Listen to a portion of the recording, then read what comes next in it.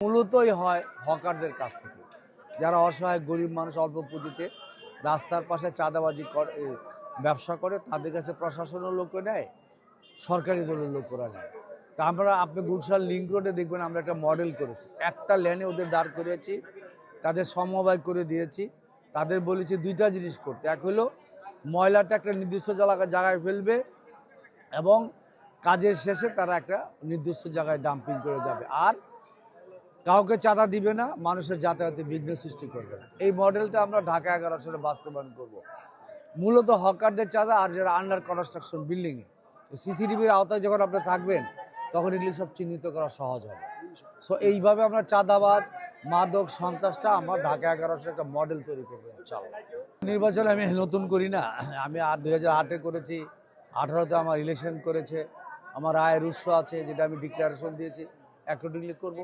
আমি অ্যাবনর্মালি এমন কিছু বলতেছি না যে আপনাদের রাস্তাটা স্বর্ণ দিয়ে আমি বাদিয়ে দেব। আমি বলছি মাদক, সন্ত্রাস চাঁদা এটা উদ্যোগ নিলেই হবে। মানুষ এটা চায়। আমাদের পরবর্তী জেনারেশন যারা, তারা ধ্বংস হয়ে যাবে যদি আমরা মাদক বন্ধ করতে না পারি। ইতিমধ্যে আমি নতুন কিছু সোসাইটি আমি বাংলাদেশে ফিরে আসার পর শুরু করেছি, এটা করা সম্ভব। আর গ্যাসের লাইন আমরাই দিয়েছিলাম 91 সালে, গ্যাস, পানি, বিদ্যুৎ এবং অ্যাকাউন্ট মুক্ত যে বিল্ডিং দেখছেন না, এগুলি 91-এর আগে হয় নাই। বেগম খালেদা যে ইলেকশন করেছিল আমরা এটা করেছি।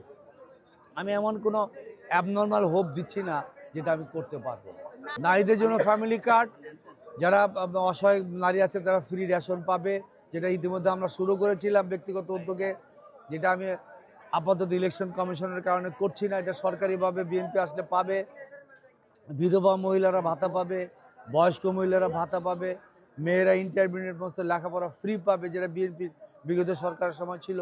খাদ্যের বিনিময়ে শিক্ষা, গরিব মানুষের বাচ্চারা যাতে ড্রপ আউট হয়ে না যায়, লেখাপড়া করবে, মাসের শেষে আবার তারা খাদ্য সামগ্রী পাবে। এটা বাস্তবধর্মী পদক্ষেপ। আমার মেয়েরা নারী সমাজে অর্ধেকই আমাদের ভোটার, তাদেরকে পিছিয়ে রেখে একটা জাতি এগিয়ে যেতে পারে না।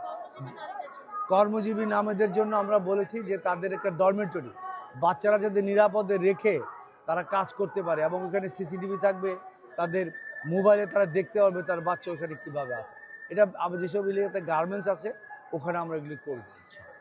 তরুণদেরকে আমরা সামাজিক কর্মকাণ্ডে এই যে সোসাইটিগুলি করলাম ইনভলভ করব, তাদের কর্মসংস্থান ওয়ার্ক স্পেস একটা হাউস করব আমি, এখানে ফ্রি ওয়াইফাই দেব, সিসিটিভি থাকবে, ছেলে মেয়েরা সেখানে যেতে পারবে, পোর্টাল তৈরি করতে পারবে, এবং সেখানে তারা নিজেরা অন্যান্য যারা উদ্যোক্তা আছে তাদের সাথে কানেক্ট করতে পারবে, অনলাইন পোর্টাল তৈরি করতে পারবে এরকম। এবং বিভিন্নভাবে আমাদের এখানে যেসব কর্মসংস্থানের সুযোগ আছে সেগুলি আমাদের এলাকার শিক্ষিত ছেলেদের যে কাজে লাগায়, সেটা পাশাপাশি তাদের জন্য খেলাধুলার জন্য আমরা কিছু মাঠ বা ইত্যাদি যেগুলি আছে করা যায় কিনা আমরা চিন্তা করতেছি।